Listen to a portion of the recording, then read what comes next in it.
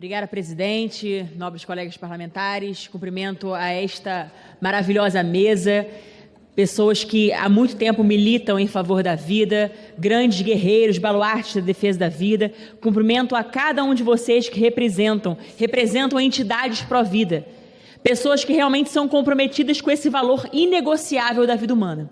E aqui, primeiro eu queria parabenizar essa sessão solene por diversos parlamentares que aqui se fizeram presentes. Pessoas de diversos partidos estiveram aqui presentes, demonstrando seu compromisso moral com a defesa inegociável da vida. Então, primeiro, quero parabenizar os parlamentares, parabenizar o povo brasileiro, porque sabe perfeitamente da importância de nós valorizarmos a vida desde a concepção até a morte natural. Não é à toa que, estatisticamente falando, nós temos uma população brasileira que é majoritariamente contra o aborto. E aqui eu queria, nessas breves palavras, eu queria suscitar algumas reflexões. Primeiro, por que nós estamos aqui? Nós estamos aqui porque, primeiro, a vida é um dom de Deus. O milagre da criação, ele acontece em primeiro lugar dentro do ventre de uma mulher. Um lugar que deveria ser um berço, deveria ser um santuário de vida, não um sepulcro, não uma sepultura. Mas muitas vezes os promotores da cultura da morte, eles tentam transformar o berço, o ventre da mulher, em verdadeiros sepulcros. Então, primeiro, nós estamos aqui porque alguém deu sim à nossa vida. Os nossos pais, nossa mãe, nosso pai, eles deram sim à nossa vida. Por isso nós estamos aqui, podendo ser a voz de tantos nascituros. E aqui suscitar outra reflexão. Como já dizia Mário Quintana, o aborto, ele é um roubo infinito. Porque ao nascituro, rouba-se-lhe os sonhos, as estrelas, o céu. Ou seja, é um roubo infinito, porque ao nascituro, rouba-se-lhe inclusive o futuro.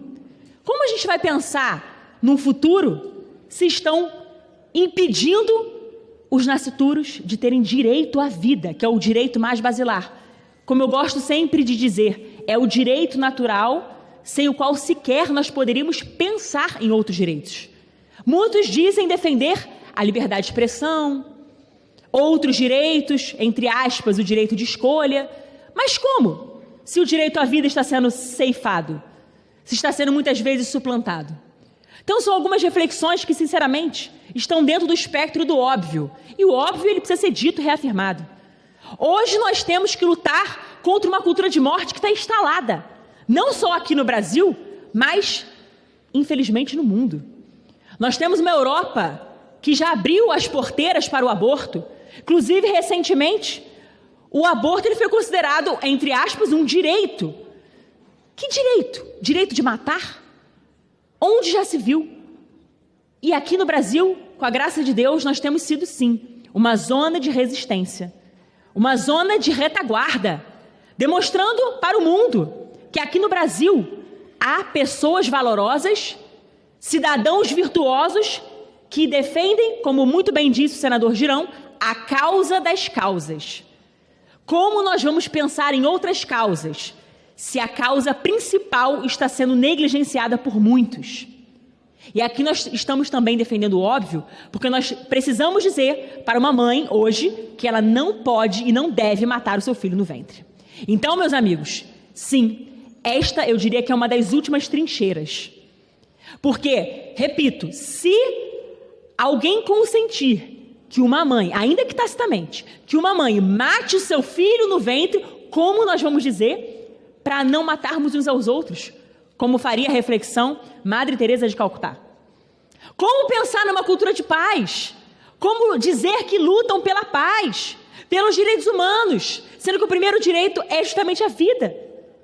Como alguém pode dizer que luta em favor da paz se há uma guerra declarada contra a criança?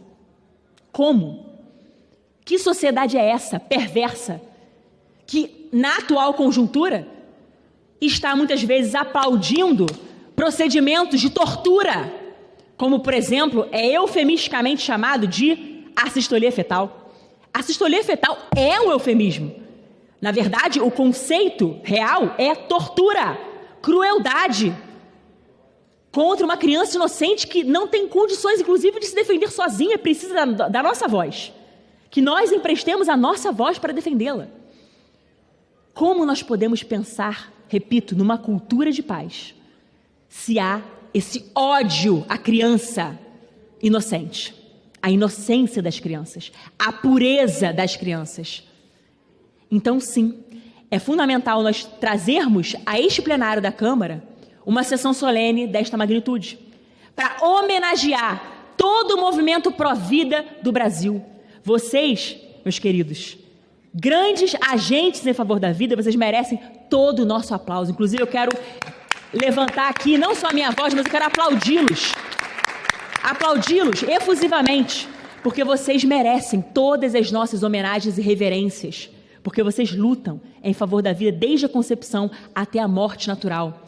Não é um movimento feminista que se preocupa com a mulher, até porque elas querem matar mulheres no ventre materno. 50% de chance é de ser uma mulher. E essas mulheres, para elas, não importam. Para essas feministas, essas mulheres, elas são invisíveis. Então, quer dizer, ainda por cima, há, para o movimento feminista, uma seletividade na causa. Eles são seletivos nas suas defesas, inclusive na luta dos pseudo-direitos humanos. Dizem defender os direitos humanos. Defendem, por exemplo, como tem na nossa Constituição, claro, o princípio da presunção de inocência. Ninguém pode ser considerado culpado sem a sentença penal transitada e julgada, ou seja, uma sentença penal condenatória transitada e julgada. Mas o bebê já está sendo executado sumariamente, sem qualquer processo. Quer dizer, olha o relativismo moral. Olha só o que a gente está assistindo, uma seletividade, inclusive, repito, na luta dos direitos humanos. Quando, por exemplo, se tem dúvidas sobre a inocência de uma pessoa que está, por exemplo, privada da liberdade, em algum momento do processo há dúvida se ela realmente é autora ou não daquele crime, ou seja, há uma dúvida sobre a sua inocência. O que se faz? O que o direito penal faz? Indúbio pro réu. Ninguém vai manter a pessoa presa, encarcerada. Vai colocá-la em liberdade. Agora, em tese, se houvesse dúvida quanto ao marco inicial da vida humana, eu não sei se a vida começa com 5 semanas, 6 semanas, 10 semanas, então é lícito matar? Indúbio pro nascituro. No mínimo, deveria haver o quê? A defesa da vida. E hoje não há uma dúvida. Hoje há uma questão concreta. Há uma evidência científica. A vida começa na concepção. Então, a qualquer tempo que for ceifada aquela vida, é o quê? É um homicídio. A diferença é apenas o momento da execução. No caso ali, do que se chama eufemisticamente de aborto, é justamente o homicídio intrauterino. O aborto, no caso, é matar o bebê inocente dentro do ventre da sua mãe. Agora, hoje a gente está numa situação, um patamar a mais.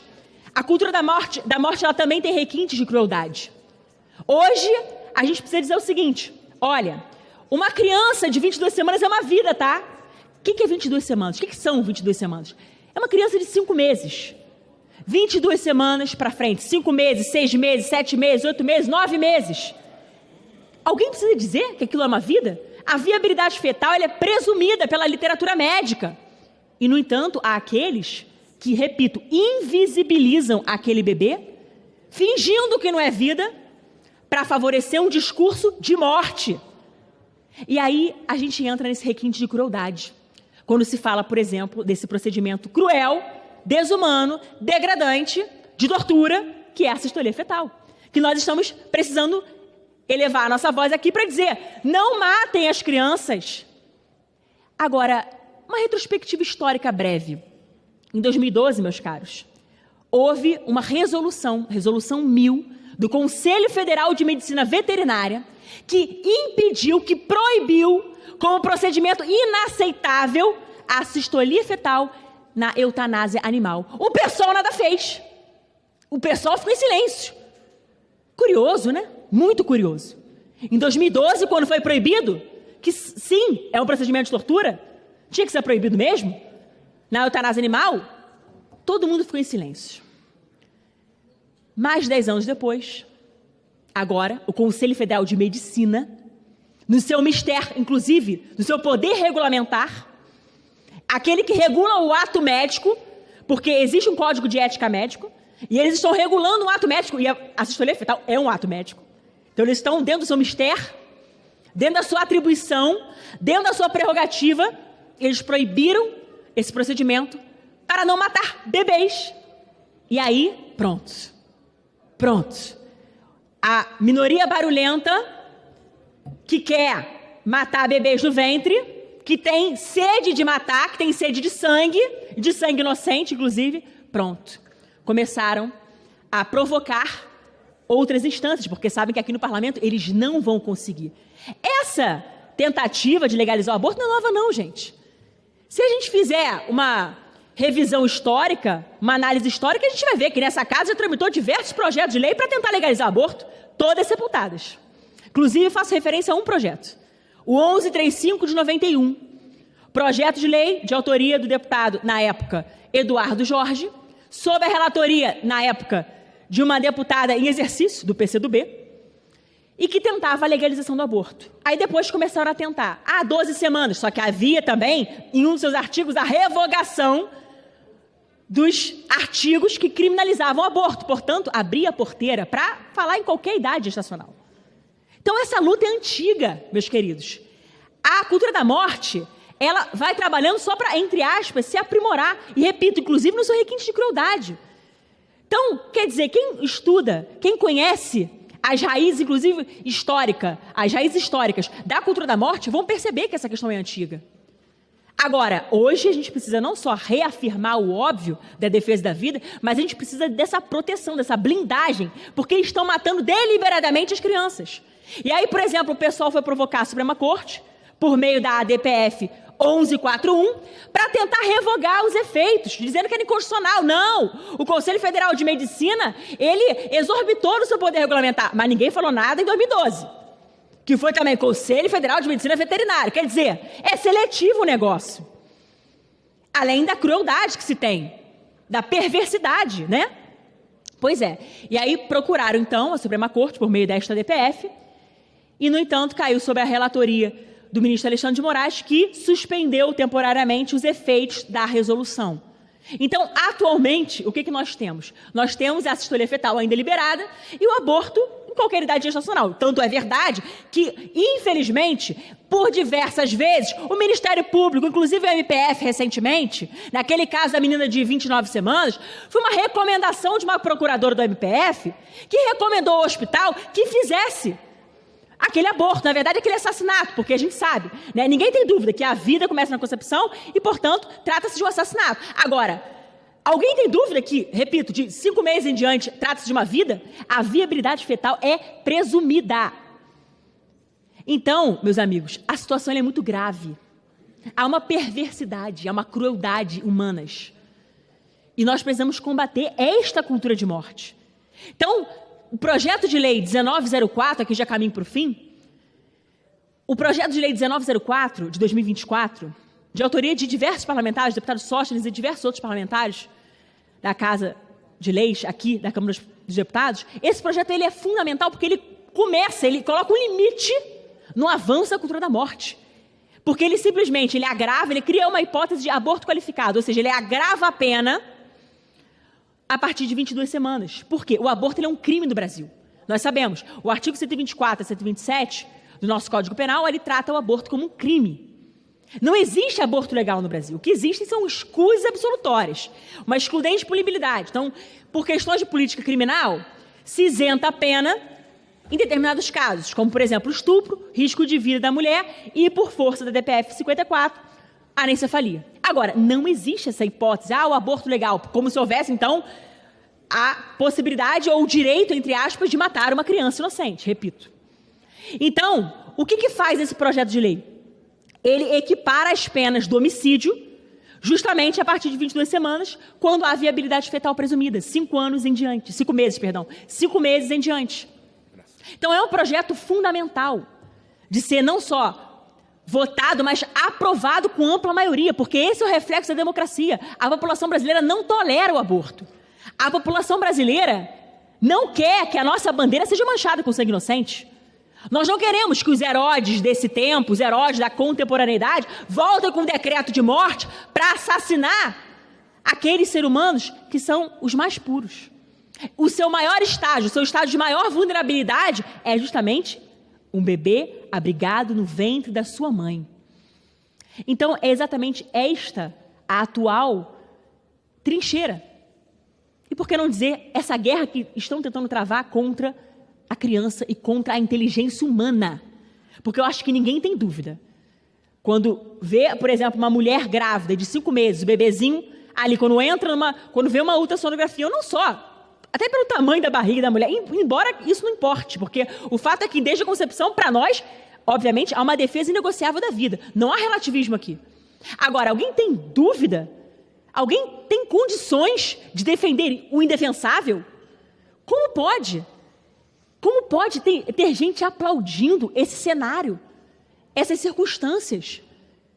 Então, meus caros, eu parabenizo o Movimento Pro Vida do Brasil, que cuida da mulher no seu estágio de maior vulnerabilidade, que ama a vida e quer proteger a vida da mãe, a vida da criança, dando-lhes condições, dando-lhes subsídios para que ela possa ter uma gestação saudável, tranquila.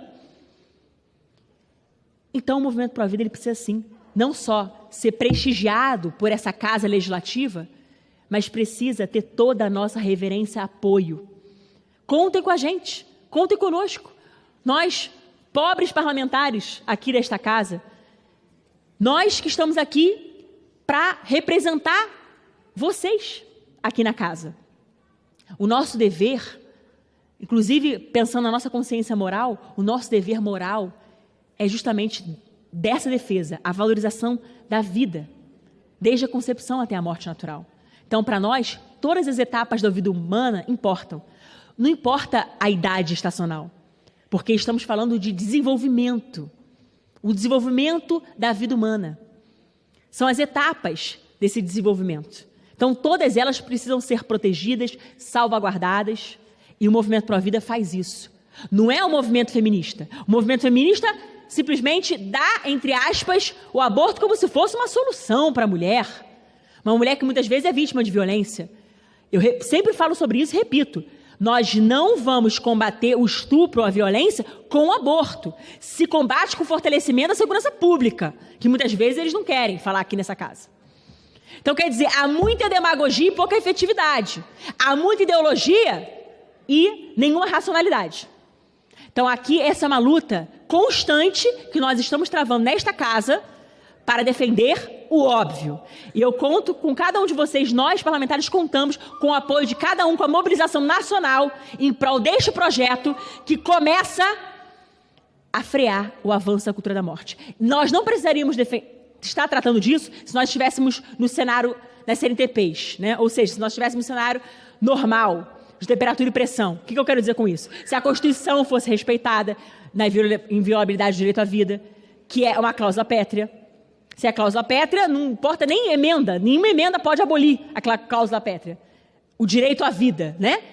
Agora, tem tratados internacionais, dos quais o Brasil é signatário, que também são protetivos da vida. E por que tem leis que são brechas para aborto? Por isso que é tão importante, sim, nós referendarmos aqui proposições legislativas cada vez mais protetivas à vida e para inibir esse avanço, para proibir, para combater esse avanço da cultura da morte. Então, contamos com o apoio de todos vocês, mobilização nacional total e completa de todos aqueles que são guerreiros em favor da vida, em prol do projeto de lei 1904 de 2024, que será votado à urgência. E, se Deus quiser, faço apelo aos líderes para que não façam concessão, não. Faço apelo ao nosso presidente Arthur Lira, a todos os líderes dessa casa, que não negociem essa pauta tão cara. Nós temos que impedir o avanço da cultura da morte. Há crianças inocentes morrendo 5, 6, 7, 8, 9 meses. Até quando? Muitas vezes graças à omissão de muitos. Então, quer dizer, nós não podemos negociar. Nós temos que defender e aprovar esse projeto. Então, faço esse apelo a todos vocês. Mais uma vez, muito obrigado. Que Deus abençoe a todos e Deus nos livre dessa maldição que se chama aborto.